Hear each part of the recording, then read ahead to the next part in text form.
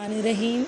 آج ہم لوگ منتخب آیات و ترجمے میں کریں گے سورۃ النساء کی آیت نمبر 29، 36، 29، 36، سورہ مائدہ کی آیت نمبر 23، 33، 34، 23، 33، 34۔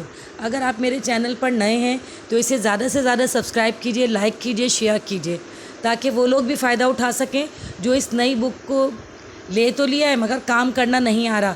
بہت ساری جگہوں پر ٹیچرز ہی اویلیبل نہیں ہیں جو یہ نئی بک پڑھا سکیں، تو آپ لوگ ان بچوں کو یہ سینڈ کیجئے تاکہ وہ اس سے فائدہ اٹھا سکیں۔ سب سے پہلے ہم کریں گے مندرجہ ذیل آیات کا ترجمہ۔ تحریر کریں۔ پہلی آیت ہے ہمارے پاس، مومنوں ایک دوسرے کا مال ناحق نہ کھاؤ۔ ہاں، اگر آپس کی سلامت رضامندی سے تجارت کا لین دین ہو، اس سے مالی فائدہ حاصل ہو جائے تو وہ جائز ہے، اور اپنے آپ کو ہلاک نہ کرو، کچھ شک نہیں کہ اللہ تم پر مہربان ہے۔ یعنی اس میں کہہ دیا گیا ایک دوسرے کا مال چوری کر کے یا غبن کر کے یا چھین کے مت کھاؤ۔ اگر آپس کی تجارت ہے تو استعمال کر لو، اور جو آپس کی تجارت کرتے ہیں مل کر تو اللہ تعالیٰ کیا کرتا ہے، اس میں برکت دے دیتا ہے، کیونکہ اللہ ان پہ مہربان ہے۔ دوسری آیت ہے ہمارے پاس ترجمہ، اللہ ہی کی عبادت کرو، اس کے ساتھ کسی کو شریک نہ بناؤ۔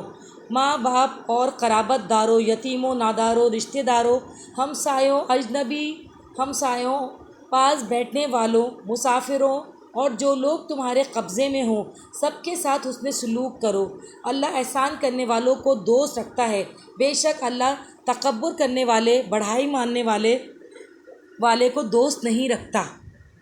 اس پہ بھی اللہ تعالیٰ نے کہہ دیا ہے کہ جو لوگ اپنے رشتہ داروں کے ساتھ مل کر رہیں گے، اللہ ان کے لیے نئی نئی سہولتیں پیدا کر دے گا، اور جو لوگ تکبر کریں گے تو اللہ انہیں کبھی بھی اپنا دوست نہیں رکھے گا۔ اللہ دوست کن کو رکھتا ہے؟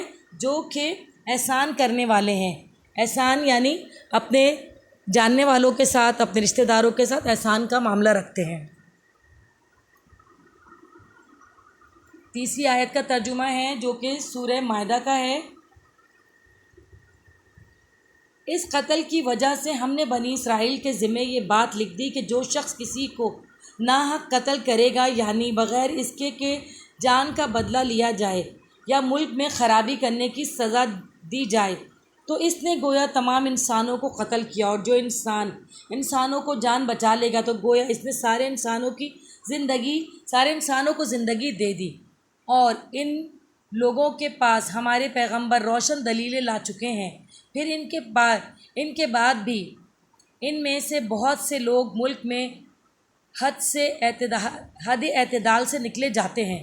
یعنی جب کہہ دیا گیا ہے کہ کسی کا قتل ناحق نہ کیجیے، چاہے اور نہ ملک کے اندر کوئی بھی فتنہ فساد پھیلائیں، اگر کوئی حد اعتدال یعنی جو اللہ نے حد مقرر کی سے باہر نکلے گا تو پھر وہ اللہ کا سزاوار ہوگا، کیونکہ پیغمبر پہلے سے یہ تمام چیزیں، یہ دلیلیں، اللہ کا پیغام انسانوں تک لا چکے ہیں۔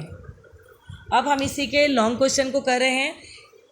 ایک انسان کے ناحق قتل کو پوری انسانیت کا قتل کیوں قرار دیا گیا ہے؟ جواب، اس آیت میں انسانی جان کی حرمت اور حفاظت بیان کی گئی ہے۔ جب بنی اسرائیل میں قتل عام کا رواج شروع ہوا تو اللہ تعالیٰ نے قانون بنا دیا کہ کسی آدمی کا ناحق قتل کرنا ایسا ہے گویا پوری انسانیت کو مار دینا، اور کسی کی جان بچا لینا انسانیت کے بچانے کے برابر ہے۔ ناحق قتل سے انسان کی حرمت کا اندازہ لگایا جا سکتا ہے کہ یہ اس لیے کہا گیا کہ کوئی شخص قتل اس وقت کرتا ہے جب انسان اپنے رشتے توڑ دیتا ہے اور اس کے دل میں انسانوں کے لیے کوئی ہمدردی کا جذبہ باقی نہیں رہتا، تو اس بات کو اللہ تعالیٰ نے سخت ناپسند فرمایا ہے۔ سوال نمبر 3 ہے ہمارے پاس، قرآن کریم میں امن و امان میں خلل ڈالنے والوں کے لیے کون سی سزائیں مقرر کی گئی ہیں؟ درجہ ذیل سزائیں 4 قسم کی سزائیں مقرر کی گئی ہیں۔ نمبر 1، ان کو قتل کیا جائے۔ نمبر 2، ان کو سولی پہ چڑھا دیا جائے۔ نمبر 3، ان کے ہاتھ اور پاؤں مختلف سمتوں سے کاٹ دیے جائیں۔ اس کا مطلب ہے کہ اگر سیدھا ہاتھ کاٹ دیا گیا تو الٹا پیر کاٹ دیا جائے، اس طرح مختلف سمتوں سے ان کے ہاتھ اور پاؤں کاٹ دیے جائیں۔ نمبر 4 ہے، ان کو جلا وطن کر دیا جائے، انہیں ملک سے نکال دیا جائے تاکہ یہ مزید ملک کے اندر خلل نہ پیدا کر سکیں۔ مختصر سوالات کے جوابات۔